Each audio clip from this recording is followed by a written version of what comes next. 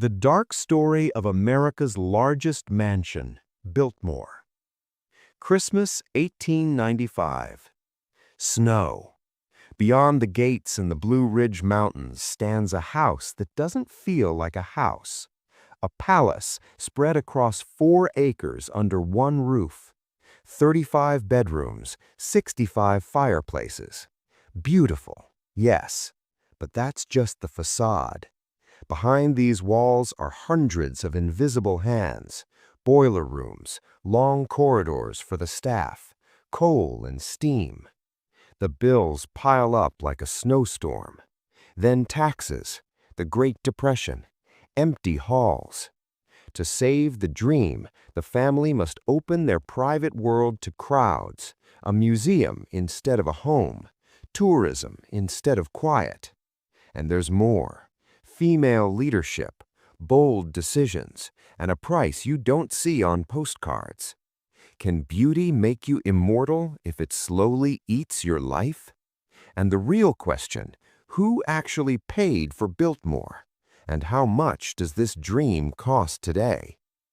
If you enjoy deep investigations into Gilded Age architecture and the families who built it, please like, subscribe, and tell me in the comments which house to explore next. Your support makes these detailed stories possible. Thank you for being here. Let's begin. Christmas morning, 1895. The Blue Ridge Mountains hold snow like a secret. The air tastes of wood smoke and pine.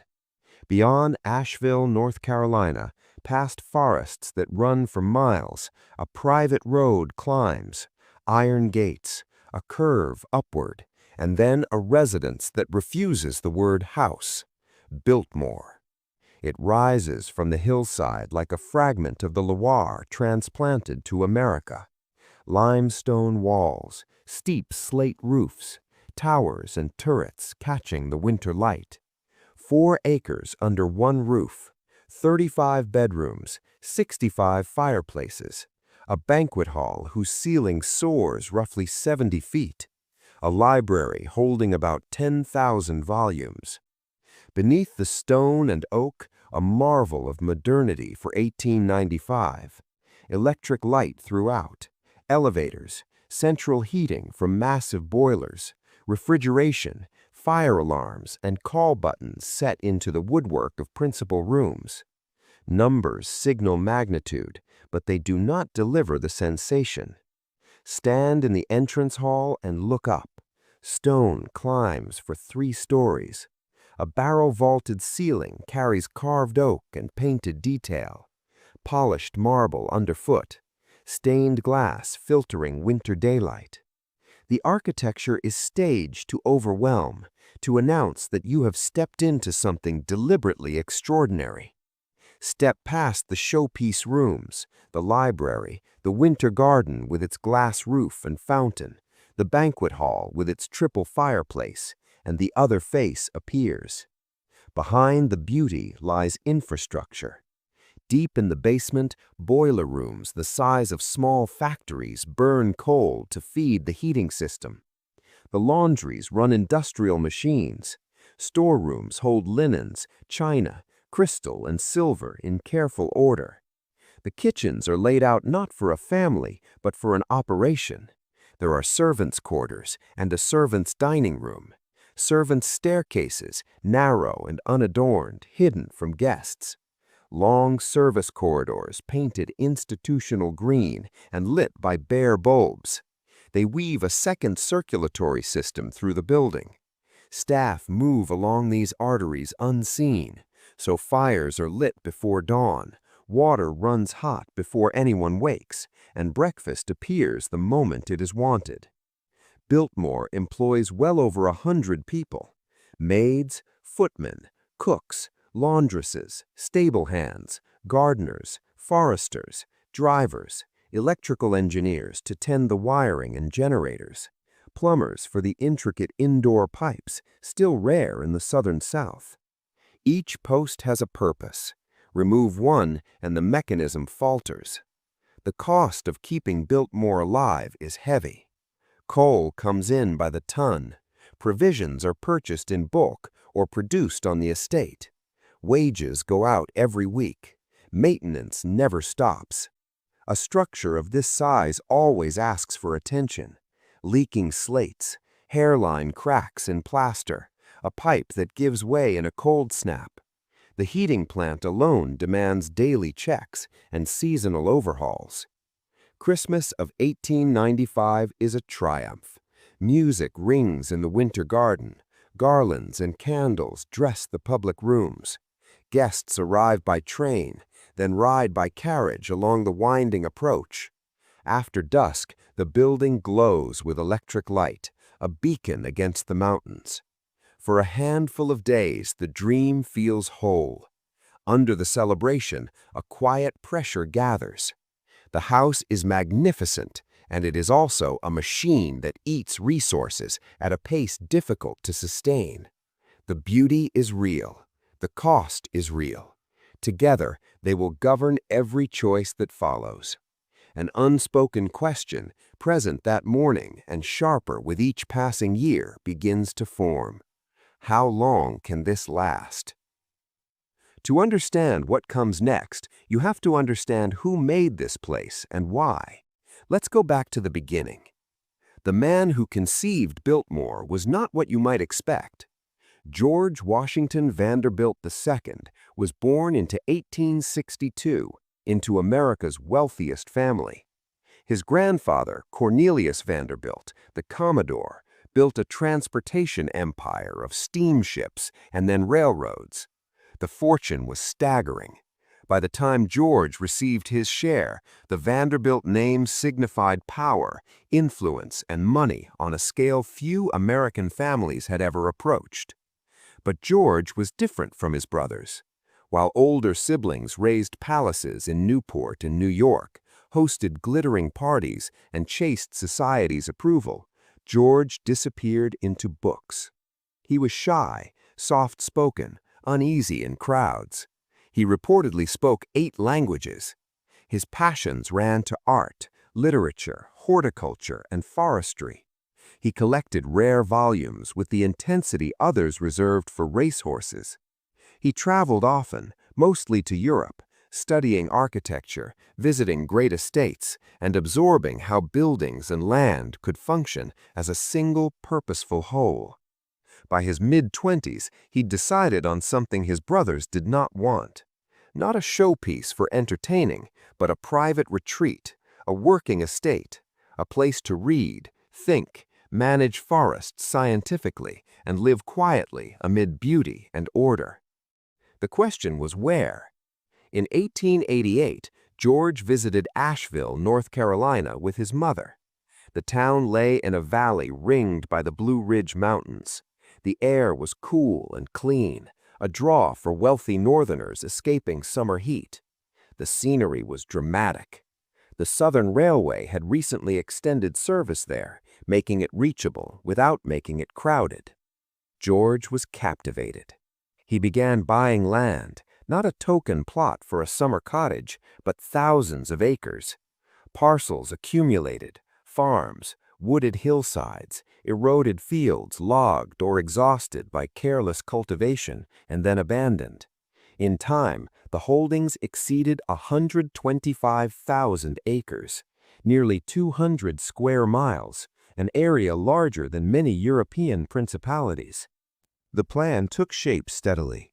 George wanted a house that married European architectural tradition to modern American technology.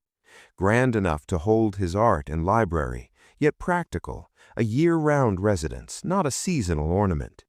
He wanted the estate to support itself, farms to produce food, forests managed on scientific principles to yield timber without ruin, a model of what disciplined stewardship could do.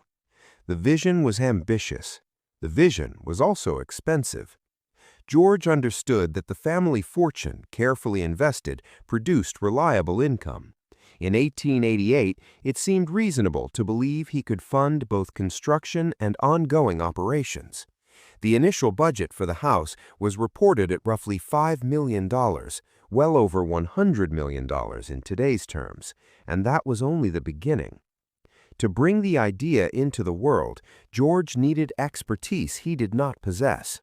He needed architects, a landscape mind, engineers and managers, people who could translate intention into stone, wood, water, roads, and working systems. He turned to two men whose names would become inseparable from Biltmore's story. The first was Richard Morris Hunt, America's leading architect.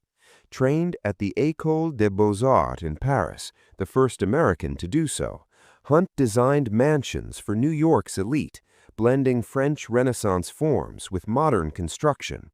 He understood scale and proportion and how to make a building feel at once historic and current. When George approached him about Biltmore, Hunt was in his 60s, at the height of his craft and reputation.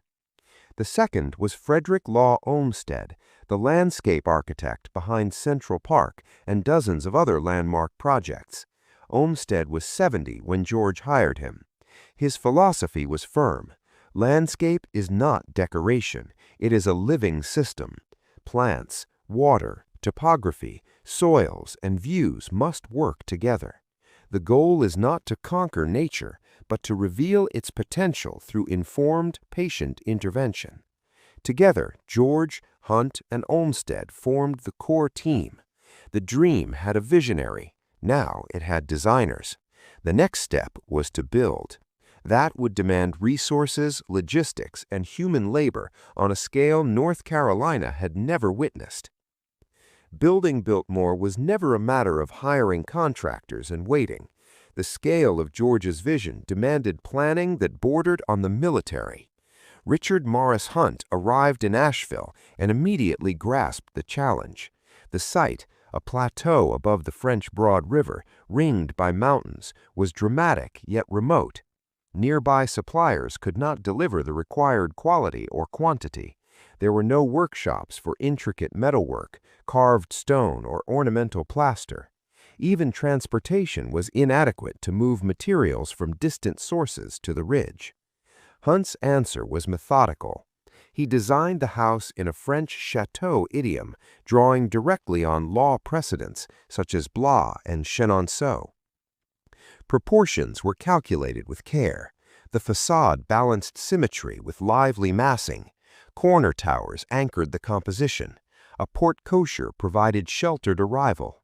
Inside, the plan guided visitors from grand public spaces, entrance hall, banquet hall, library, to progressively more intimate family rooms above. Beauty served function. Every ornament reinforced a structural line, framed a vista, or clarified circulation. Hunt also knew beauty meant nothing if the building could not be built correctly. His drawings specified materials with precision. Indiana limestone for exterior walls, durable, weather-hard, and responsive to carving. Oak for interior joinery and floors. Marble for fireplaces and accents. Copper for the roof, costly but long-lived, chosen to endure for generations. Every piece was numbered, every dimension verified. At this scale, an error was not a blemish, but a liability. Frederick Law Olmsted confronted a different battlefield. His first survey left him dismayed. Decades of logging and careless farming had stripped the thin mountain soils. Hillsides were scarred by erosion. Creeks ran turbid. Native forests, once dense with chestnut, oak, and tulip poplar, had been cut over or cleared for crops that quickly exhausted the ground. The landscape was ecologically injured and visually tired. Olmsted's approach was restorative. He refused to ring a mansion with ornamental garnish and call it a landscape. He set out to heal the land. His plan called for large-scale reforestation, hundreds of thousands of trees placed deliberately with native species prioritized. Erosion control would come through terracing, contour plantings, and ground covers. The approach road, ultimately roughly 3 miles long, would wind gently through recovering forest, revealing vistas in measured sequence and building anticipation. Close to the house, 4 houses' formal gardens would supply structure and color. Beyond them, a managed working forest would demonstrate that beauty and productivity could coexist. Both men understood that vision required infrastructure. George approved the outlay. A private spur of the Southern Railway was driven straight to the site. A brick kiln on the property fired millions of bricks for interior walls and chimneys. A woodworking mill turned timber into flooring, panels, and trim. A stone yard dressed limestone blocks. Temporary housing went up for laborers. At the peak of the project, more than 1,000 men worked on the hill. The workforce was diverse. Stonemasons from Italy brought old-world cutting and setting techniques. Carpenters from Asheville and the surrounding mountains practiced in the region's hardwoods, shaped the interiors. Brickmakers, plasterers, painters, glazers, and metalworkers added their disciplines. For many locals, it was steady pay on a job unlike anything the region had seen, and the pace tolerated no carelessness. The logistics were staggering. Limestone blocks weighing hundreds of pounds traveled from Indiana by rail, then moved by wagon from the spur to the plateau. Oak beams, some more than 40 feet long, had to be hauled up mountain roads. Copper sheets for the roof arrived in carefully crated bundles. Every nail, pane of glass, and light fixture was ordered, shipped, inventoried, and installed to Hunt's exact specifications. Hunt and Olmsted worked closely while operating on different clocks. Hunt's house would require about 5 years to raise. Olmsted's forest would take decades to mature. Both men knew they were making something meant to outlast them. A question neither voiced publicly, but both understood lingered. Could even Vanderbilt wealth sustain ambition at this scale indefinitely? Construction began in 1890. The house would open for Christmas of 1895. What unfolded across those 5 years was equal parts artistry and endurance. The work began with earth and stone. Before Hunt's chateau could rise, the ground had to be made ready. The chosen plateau stood high above the river valley, but its surface was irregular. Crews cut foundations deep into the mountain soil. The basement level would carry the estate's organs, boilers, coal bins, storerooms, so the excavation was extensive. Tons of earth moved by hand, by mule-drawn cart, by sweat. Then came the stone. Limestone reached the spur by rail from the Indiana quarries, every block numbered and tagged to Hunt's drawings. These were not uniform rectangles. Many arrived pre-carved, arched surrounds, ornamental brackets, rosettes. Stonemasons set each piece methodically, course by course, following the plans. Mortar was mixed on site. In fair weather, the walls climbed a few courses a week. Rain and mountain cold slowed the lift. Precision was the rule. Hunt required tight joints and true lines. The Italian masons worked with techniques honed over generations, cutting to carry load, bedding voussoirs so an arch locked itself, carving profiles that would weather with grace. Speed was never the point. The mandate was centuries. As the exterior rose, other crews threaded the interior with systems. Biltmore would have electricity, still a luxury in 1890. Wiring had to be pulled before plaster. Standards were young and inconsistent, so engineers designed a bespoke system with a generator in a separate building to cut fire risk. Major rooms received electric light. Bedrooms got call buttons. The technology was modern. Installing it inside a structure dressed like the Middle Ages was an intricate puzzle. Heating was equally demanding. Central heat, rare in any residence and almost unheard of at this size, meant massive boilers in the basement, circulating hot water through miles of pipe to radiators in every room. Insulation, pressure regulation, and constant tending were essential. Coal deliveries became routine. Engineers had to be on staff year-round. Comfort carried a standing price. Steady fuel, steady oversight, steady expense. Woodwork added another tier of craft. Oak, chiefly American white oak, provided strength and figure. The library alone required carved paneling from floor to ceiling, a hand-worked ceiling, and a concealed spiral stair to the upper gallery. Carpenters labored for months on that single room. The banquet hall's triple fireplace rose nearly to the rafters, marrying carved stone and oak. Bedrooms received custom joinery. Bathrooms, several dozen in all, took tile underfoot and on walls, porcelain fixtures, and hot and cold running water. The human cost is hard to tally.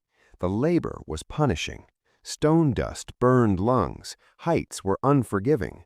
Winters bit hard, and work slowed but rarely stopped. Men put in 6 days a week, 10-hour days. Some slept in temporary housing on the estate. Others walked miles from Asheville each morning. Payroll ledgers in the Biltmore archives recorded hundreds of names. Stonemasons earned more than common laborers. Skill commanded a premium. Carpenters and plasterers drew day rates. Women staffed the estate kitchens and laundries, feeding crews and washing their clothes. For 5 years, this was a temporary town held together by Vanderbilt money, and then, when the house was ready, it thinned and scattered. By 1894, the shell was tight. The roof, copper sheets carefully seamed, was on, destined to weather into that blue-green bloom. Inside, plasterers closed walls. Painters laid down coat after coat on trim and ceilings. Electricians tested circuits. Plumbers pressure-tested lines. Tile setters moved from bath to bath. Furniture was ordered from shops and makers. Art was purchased or brought from George's collection. Books came out of crates and onto shelves. Christmas of 1895 was the date. The house had to receive guests. It did. And even as the last fixtures went in, another part of George's vision was only beginning, the part designed to outlast the house itself. The forest needed attention. The house was finished. The forest was broken. That first Christmas, George stood in his library, surrounded by roughly 10,000 volumes, and looked out on land that unsettled him. Close in, Olmsted's work was thriving. The approach road curled through carefully restored woodland. The formal garden supplied structure and color. But beyond that cultivated ring, the wider estate told a harder story of decades of damage.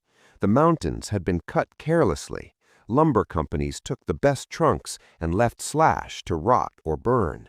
Farmers cleared steep slopes for corn and tobacco, crops that drained the soil within a few seasons, then abandoned fields when yields collapsed. Erosion tore gullies down the hillsides.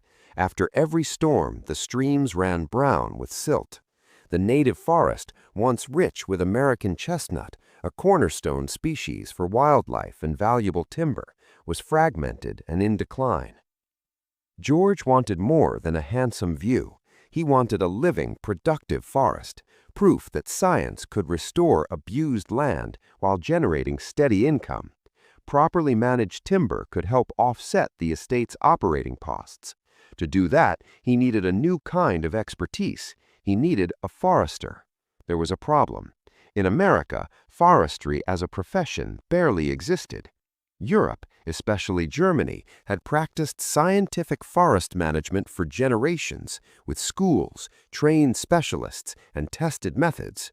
America had loggers and timber barons. The difference was fundamental. Logging extracted and moved on. Forestry managed for the long term. George consulted Olmsted, who recommended a young American just back from European study, Gifford Pinchot. Pinchot was 26 when George hired him in 1892, even before the house was complete, and he was eager to put European methods to work on American ground. Pinchot surveyed the estate and saw both a mess and a gift. The mess was the condition of the land. The gift was the sheer scale. Roughly 125,000 acres offered room to experiment, to adapt European techniques, and to model what American forestry could become. His approach was systematic. First came a full inventory. What species were present? Where were healthy stands? Where was natural regeneration taking hold? Which areas were most degraded? The survey took months. Crews walked tract after tract, marking trees and logging measurements. And then came management choices. Pinchot introduced selective cutting.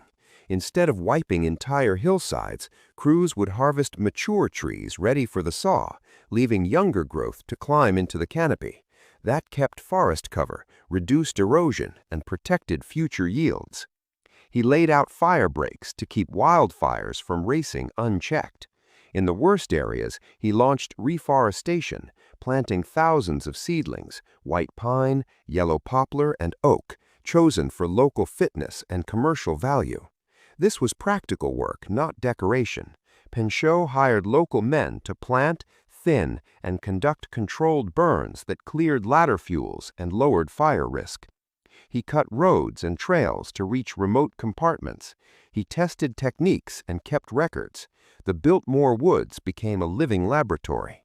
Pinchot did not stay long. By 1895, he accepted a federal post and would eventually become the first chief of the United States Forest Service. Biltmore had been a proving ground. Practices refined here would shape national policy for decades. Pinchot George replaced with Carl Schenk, a German-trained forester with both classroom rigor and field experience. Schenk continued the program and pushed it further. In 1898, he founded the Biltmore Forest School, the first forestry school in America. Students lived on the estate and learned by doing, marking trees for harvest, calculating timber volumes, laying out roads, conducting prescribed burns, studying soils, and diagnosing tree diseases. The school ran for 15 years. It trained hundreds of foresters who carried scientific management across the country, some into state and federal agencies, others onto private timberlands. A simple idea began to spread. Forests could be productive and sustainable, and deliberate care outperformed exploitation over time. Arguably, this was George's most consequential achievement. The house dazzled visitors. The forest changed an industry, but both house and forest demanded constant funding, and that funding, steady for now, still hinged on George's ability to pay. The bills kept coming. Christmas of 1895 arrived with snow and anticipation. The house was ready. Fires glowed in the hearths. Electric light washed the rooms. The winter garden under its glass roof and central fountain wore seasonal greenery. The banquet table stood laid for guests. Music moved along the corridors. For George, this was the moment the vision turned tangible. Guests came by train to Asheville and then in carriages up the winding approach road. The effect was intentional. Glimpses through trees, then the full facade revealed at once. They stepped down beneath the porte-cochere and into a space meant to overwhelm. The entrance hall lifted for 3 stories, stone walls, carved oak, stained glass, polished floors. The scale announced that they had entered something extraordinary.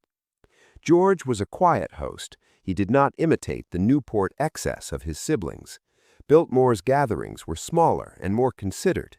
Visitors explored the library with its hidden stair and rare books, the winter garden with tropicals thriving under glass in deep winter, the banquet hall where the ceiling soared roughly 70 feet, the basement bowling alley and indoor pool. What impressed as much as architecture was technology, switches that brought light instantly, elevators gliding between floors, hot water in every bath, central heat smoothing the temperature of a building the size of a small museum. Beneath the celebration, practical reality never left the room. The house demanded constant attention. More than 100 staff kept Biltmore alive. Maids cleaned, changed linens, and guarded the finish of every surface. Footmen served meals, stoked fires, and answered call buttons. Cooks fed family and staff. Laundresses wrestled mountains of sheets and clothing. Engineers tended boilers and electrical gear. Groundsmen held the gardens and approach road in order. Stable hands managed horses and carriages. Foresters looked to the woodland.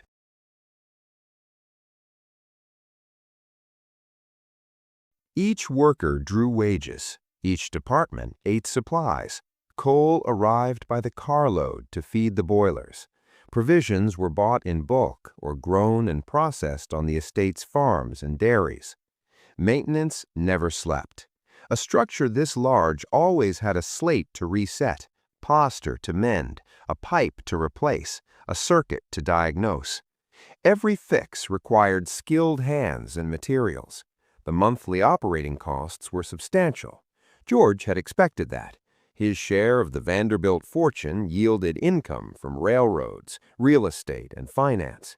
By any measure, it was considerable. The question was whether it was enough. George kept careful books. Ledgers in the archives itemize everything: salaries, coal, food, repairs, taxes, insurance. The figures are precise and daunting. The estate's productive arms were meant to shoulder part of the load. The dairy turned out milk, butter, and cheese. Gardens and glasshouses supplied vegetables year-round. Orchards provided fruit. The forest under Schenck and his students began to generate timber revenue. These streams mattered, but they could not equal the cost of operating the house itself. George believed he could hold the balance. He had resources and resolve. He loved Biltmore, the hush of the library, the mountain views, the proof that scientific forestry could heal land. This was retreat, vocation, and legacy at once. Yet the pressure was real. Each month brought bills. Each month funds moved to meet them. The house was magnificent. The house was also a machine that burned money at a rate even Vanderbilt wealth might not sustain forever. George's answer was discipline. He avoided spectacle. He limited guest lists. He invested in productivity, expanding farms, refining forest work, hunting for efficiencies wherever he could find them. The hope was simple. Over time, the estate would carry more of itself. For about a decade, the balance held. The house functioned. The forests improved. The settlement beyond the gates, Biltmore Village, was created to house workers and provide services. It became a tidy community with church, school, shops, and cottages. Wages were fair by contemporary standards, housing decent, management paternalistic, but for the era comparatively enlightened. The estate looked stable. The dream looked sustainable. Then, forces beyond George's control began to change the math. The years after that first Christmas settled into rhythm. George never meant Biltmore to be ornamental. From the start, his vision included productivity. The estate would be beautiful, yes, and it would work. Farms would supply food. Forests would yield timber. The land would help pay its way, or at least shoulder a meaningful share of its own upkeep. The farms expanded steadily. The dairy grew into one of the largest in North Carolina. Jersey cows grazed along the French Broad River pastures. Milk was processed on site, some for household and staff, the balance sold in Asheville. Butter and cheese added steady revenue. Quality stayed high because George insisted on modern sanitation and proper animal care, practices still uncommon in much of the rural South. Vegetable gardens and glasshouses fed the kitchens year-round. Tomatoes, lettuces, cucumbers, beans, roots put by for winter. Orchards gave apples, peaches, and pears. Hogs and chickens supplied meat and eggs. The aim was practical self-sufficiency, cutting exposure to outside suppliers and volatile prices. In the woods, Schenck kept the forestry program on course. Selective logging provided a reliable trickle of timber to local mills, not spectacular, but consistent. More importantly, the forest was knitting back together. Erosion slowed as ground cover returned. Wildlife crept back. Reforestation plots from the 1890s matured into sound young stands. Biltmore Village, the community George built beside the gate, became a small model of planned development. Richard Sharp Smith, Hunt's supervising architect, used an English cottage vocabulary: brick and stucco, slate roofs, humane proportions. A church, a school, a hospital, shops for goods and services, and cottages for workers and their families. George's labor policy was paternalistic yet comparatively progressive for its time. Wages arrived reliably, housing was kept in good repair, the school educated workers' children without charge, and medical care was available. George believed well-treated workers were more productive and loyal. It was sound business as much as charity. The result was a community whose living standards outpaced many southern mill towns and mining camps. Social life at Biltmore stayed intentionally restrained. George married Edith Stuyvesant Dresser in 1898, and she shared his preference for quiet over spectacle. They entertained selectively, small dinners, weekend guests, an occasional concert in the winter garden. Nothing like the costumed extravaganzas in Newport, where orchestras played till dawn. Restraint was partly temperament. George truly preferred books to crowds, and partly arithmetic.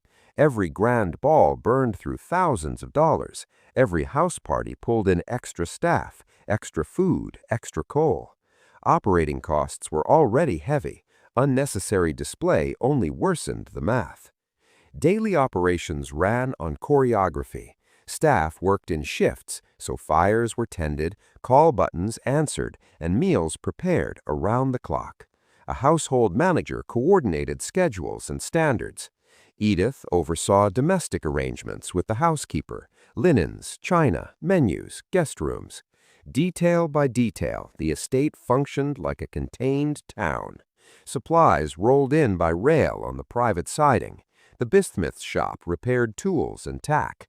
The carpenter shop built furniture and handled joinery repairs. The garage housed motor cars.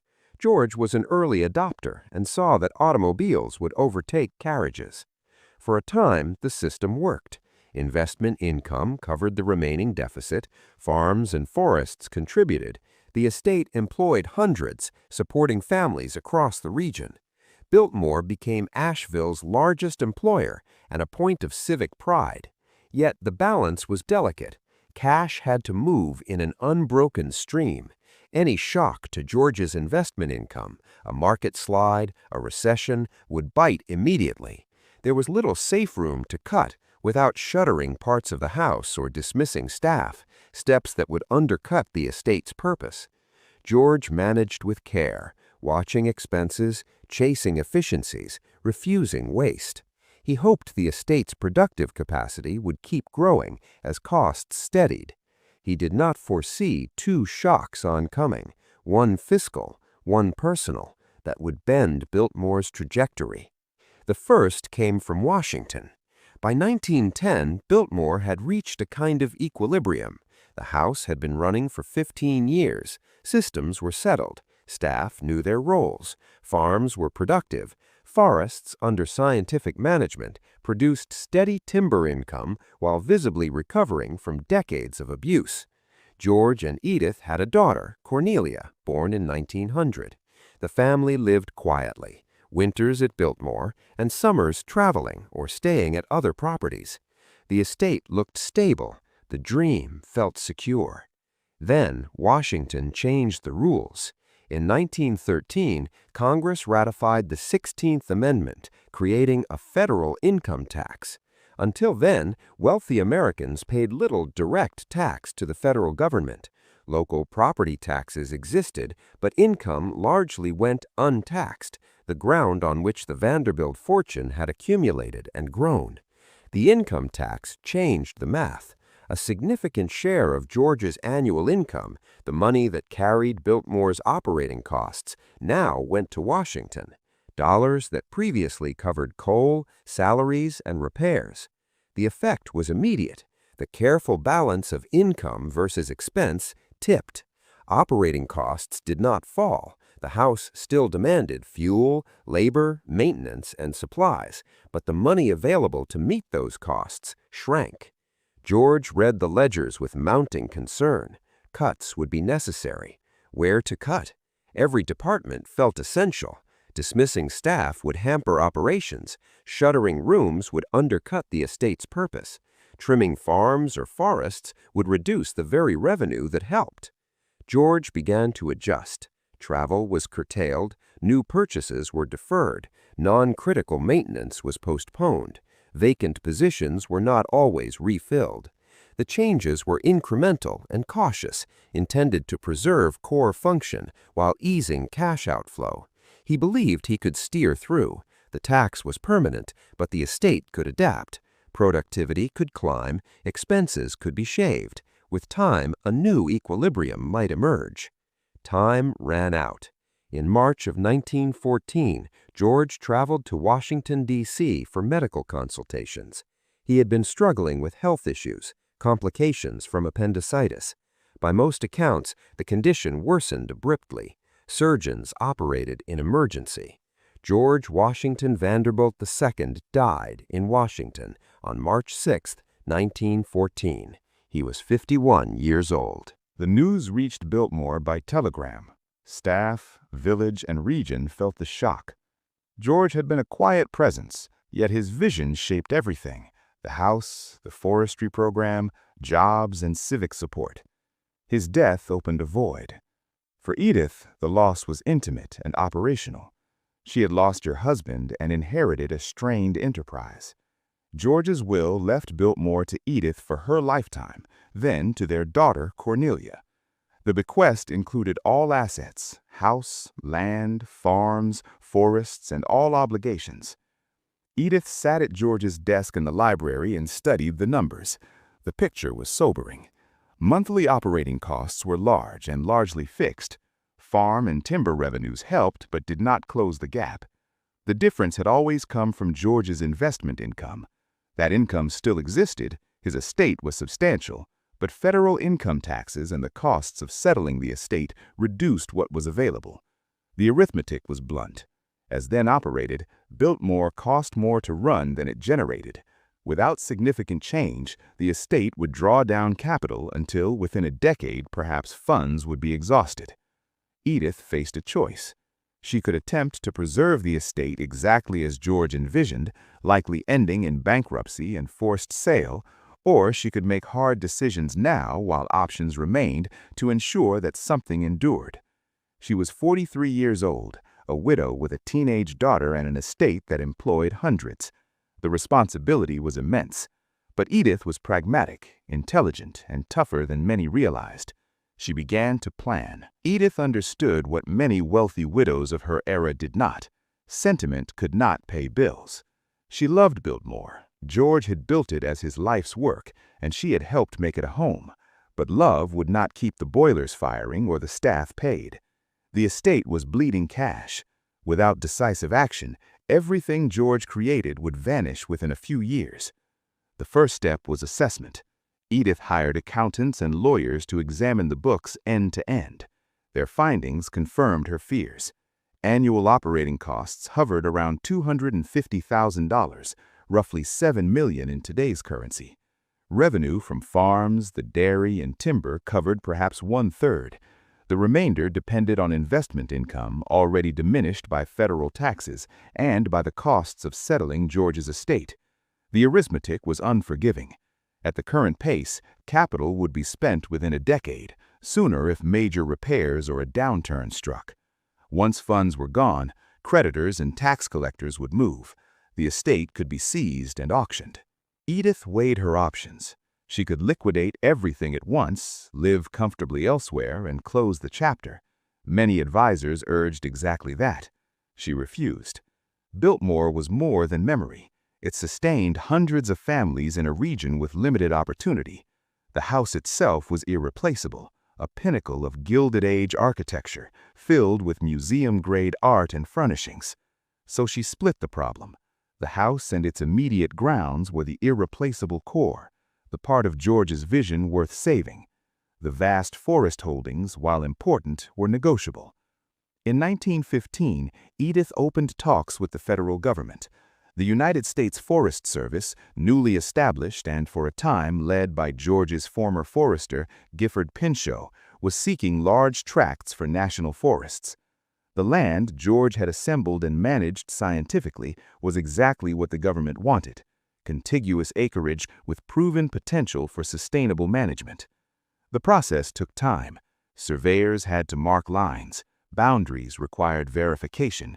Appraisers set values. Lawyers on both sides worked through terms. Congressional appropriations and politics added complexity. The sale closed in 1916. Approximately 86,700 acres, nearly two-thirds of the original estate, transferred to federal ownership. The government paid a fair figure, though less than George had invested in purchase and improvement. The transaction formed what became Pisgah National Forest, named for Mount Pisgah, the peak visible from Biltmore's terraces. The sale achieved Edith's main objective. It generated capital to retire debts and build a cushion for what remained. It also ensured that George's forestry experiment, the work launched by Pinchot and advanced by Carl Schenck, would continue under federal care. The Biltmore Forest School closed. Schenck returned to Germany, but the forest itself would be protected and managed on principles George had championed. Edith retained roughly 8,000 acres around the house and village, still substantial but manageable. She could concentrate resources on the core without the crushing expense of administering tens of thousands of acres.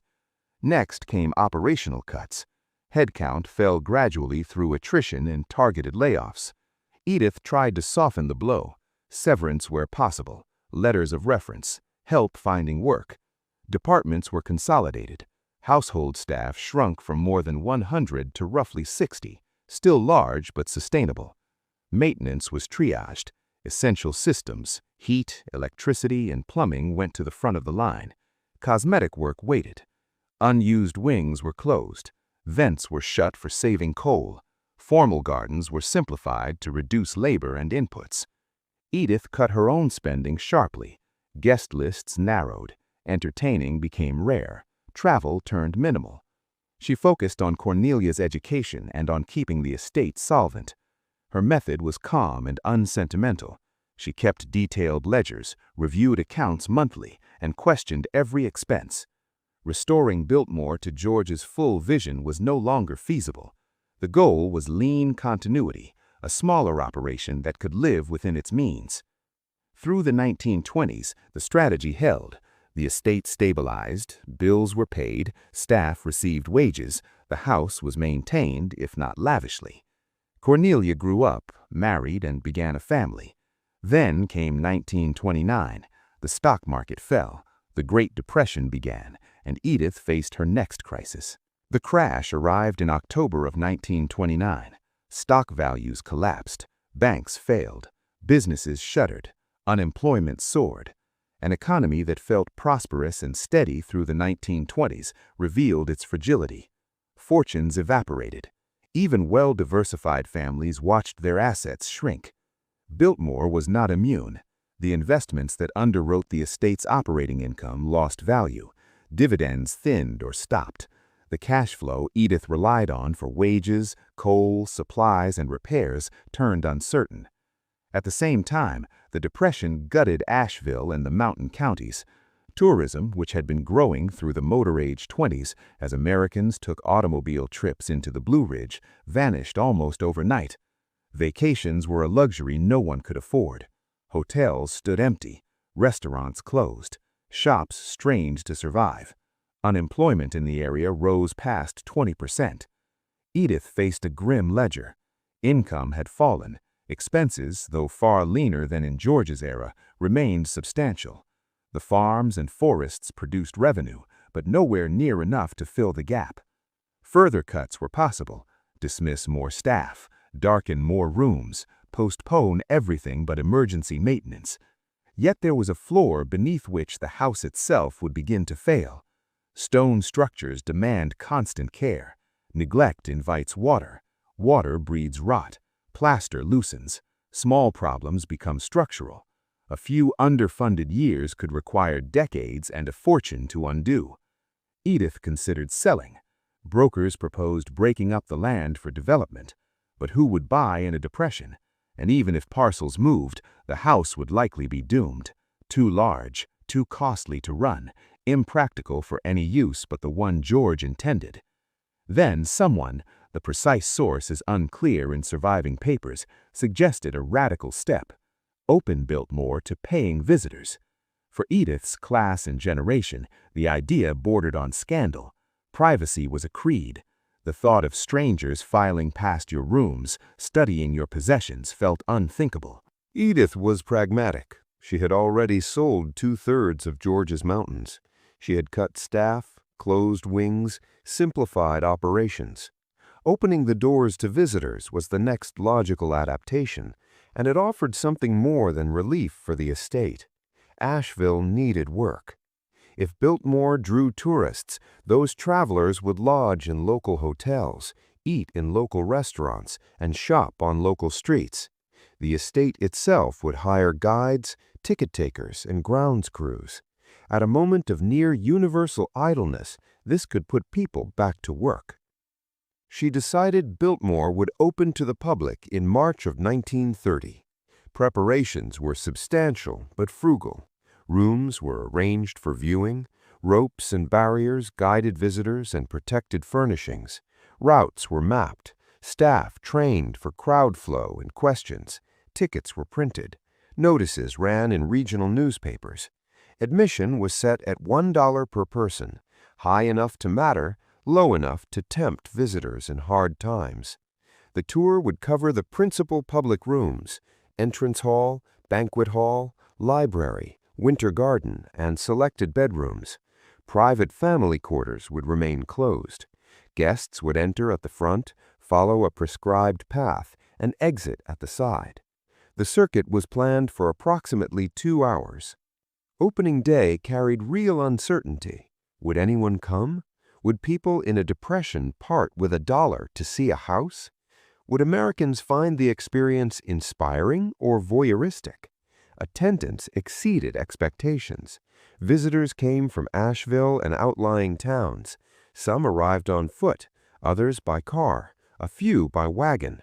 They paid their $1 and stepped into the house George had raised and Edith had fought to keep. They entered the hall and looked up at stone climbing 3 stories. They stood in the banquet room beneath the triple fireplace and the ceiling that soared roughly 70 feet.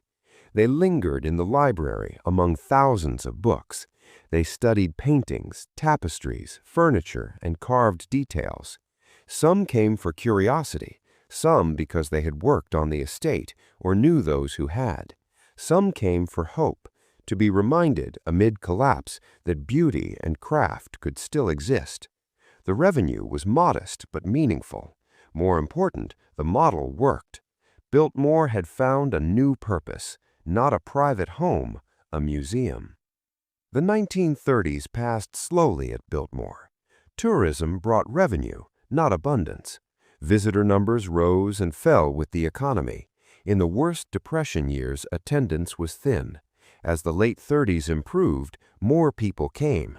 The estate stabilized without prospering. Edith balanced maintenance against ticket income, aware that a single bad season could trigger a crisis. Then came December of 1941, Pearl Harbor. The United States entered the Second World War. Tourism halted almost at once. Gasoline was rationed, rubber was scarce. Civilian automobile travel became difficult, then nearly impossible for leisure. Young men left for service. Families focused on getting by, not going away. The visitors who had carried Biltmore through the Depression vanished. Edith faced another financial cliff. This time, an unexpected option appeared. The National Gallery of Art in Washington, D.C. had a problem. Its collection, paintings, sculpture, and historic documents of immense cultural and monetary value, needed protection. With the nation at war and fears of bombing or sabotage in the capital, the gallery sought a secure site far from Washington to house its most important works. The requirements were exacting. The location needed to be inland, away from coastal threats. It required controllable climate, stable temperature and humidity for fragile art. It needed security, isolation, and restricted access, and it needed space, large rooms to hold hundreds of crated pieces. Biltmore met every condition. The house sat in the mountains, far from ports and primary targets. Rooms were vast with high ceilings. The structure was stone and largely fireproof. Mountain air was cool. George's heating system, installed half a century earlier, could regulate interior climate. The estate was private, gated, and reachable by limited roads that were easy to monitor. Negotiations proceeded quietly. In 1942, the first shipments arrived. Trucks rolled in at night bearing wooden crates stenciled only with numbers. Guards accompanied them. Crates entered through service doors and were carried to secure rooms, chiefly the first-floor music room and several large upstairs bedrooms with minimal windows, stable temperatures, and ample floor area for safe stacking. The contents were extraordinary, though few at Biltmore knew specifics. The crates reportedly held works by Rembrandt, Raphael, Vermeer, and Gilbert Stuart, including Stuart's iconic portrait of George Washington, the image on the $1 bill. Paintings worth, in the aggregate, millions of dollars sat in darkened rooms while war burned overseas. Security was discreet. Armed guards patrolled, dressed in civilian clothes to avoid attention. Staff understood that something important was stored and were told not to discuss it. Edith herself rarely entered the storage rooms. Representatives from the gallery visited periodically to verify temperature and humidity and to inspect conditions. The arrangement continued through 1942, 1943, and into 1944. A house built for beauty and entertaining now served as a vault. The Winter Garden fountain still whispered, lights still glowed in the library, but the halls were quieter than they had been in decades. Few visitors, minimal activity, guards on rounds, and crates holding a portion of America's artistic inheritance. For Edith, the arrangement carried several benefits. The government paid rent, not a fortune, but reliable income while tourism had ceased. Federal guards effectively secured the entire estate at no cost to her. Most of all, the partnership affirmed Biltmore's significance. The house was not merely a relic of Gilded Age excess, it was a national resource trusted to protect culture in crisis. The war in Europe ended in May of 1945. The war in the Pacific ended in August. As peace returned, the National Gallery began retrieval. Crates were loaded, trucks departed for Washington, and the rooms at Biltmore were emptied, cleaned, and restored to their former uses. The art survived the war unscathed. Biltmore proved its worth not only as home or attraction, but as guardian of beauty in darkness. The house had found another purpose, protector, and in that role, Edith recognized something essential. Biltmore could serve. If it could serve, it had value beyond George's original vision. If it had value, it deserved to endure. The question became how to secure that endurance permanently. The post-war years brought new pressures and new thinking.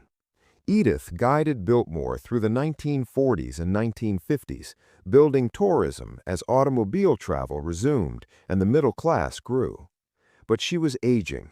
Born in 1873, she was in her 70s by the early 1950s. The question of Biltmore's long future could no longer be deferred. Her daughter, Cornelia, had married and divorced and spent long stretches away from the estate. The next line, Cornelia's sons, George and William Cecil, would inherit responsibility, and with it the decision of what Biltmore should become. There was no obvious path. The house was vast, costly, and increasingly complex to maintain.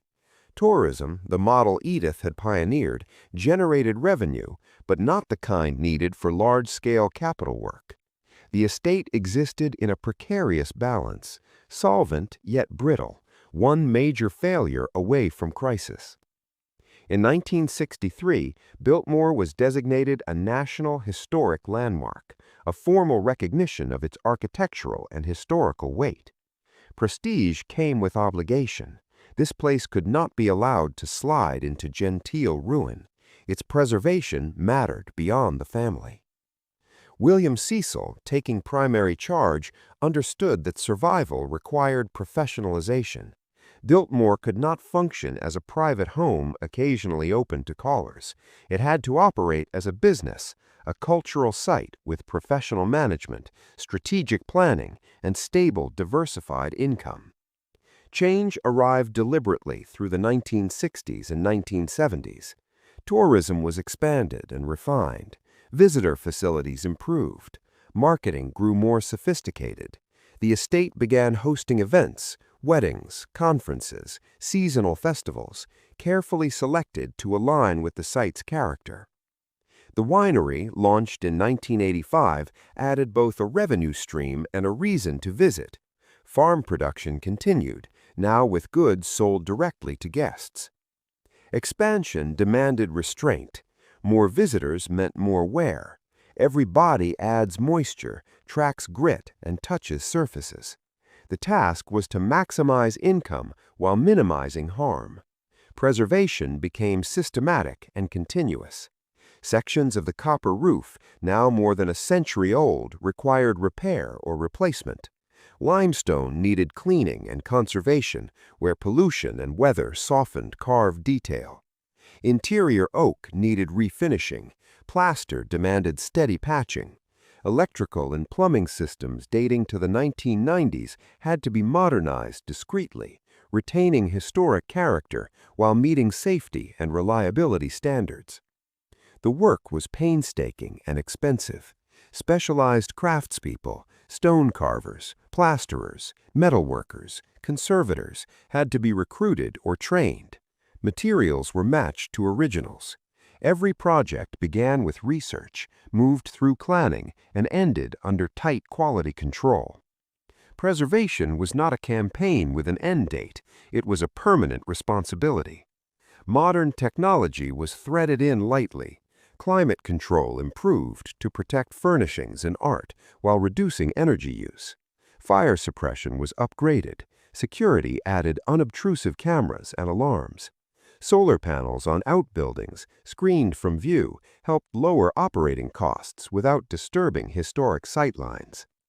The forestry legacy continued. Remaining woodlands were managed sustainably, balancing timber income with ecological health. Reforestation and habitat work persisted. The principles established by Gifford Pinchot and Carl Schenck proved durable a century on.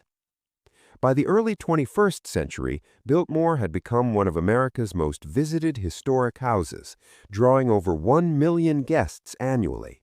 The estate employed approximately 2,000 people, far more than George's original staff, and stood among the region's largest private employers. The economic impact across Asheville and western North Carolina was substantial. The transformation was complete. Biltmore began as one man's private refuge. Realized with Gilded Age capital, it survived through adaptation, Edith's hard choices, the family's willingness to share what had been private, and the clear-eyed recognition that preservation requires public access, professional operations, and diversified income. The house George built for quiet and study now serves millions. The forests he healed for science now invite hikers and naturalists. The estate that once strained a fortune now sustains livelihoods. The lesson is plain. Beauty by itself is not enough. Grand visions need resources. Resources without adaptation guarantee failure. Biltmore endured because its stewards were willing to change its purpose while protecting its essence. Who paid for Biltmore? Workers who built it? George who funded it? Edith who saved it? Visitors who sustain it? How much does the dream cost? More than money. It costs vision, sacrifice, adaptation, and the humility to let great things live by learning to serve. The house survived because it learned to serve. If you enjoy deep investigations into Gilded Age architecture and the families who built it, please like this video and subscribe to the channel. Your support makes these detailed stories possible. Tell me in the comments, which historic house should we explore next? The Breakers in Newport? Hearst Castle in California? Lyndhurst on the Hudson? Or perhaps something unexpected, a forgotten mansion with a story waiting to be told? These places aren't just buildings, they're chapters in America's story, built by real people, paid for with real costs, and preserved through real struggle. Every mansion has its shadows. Every dream has its price. Thank you for watching. I'll see you in the next investigation.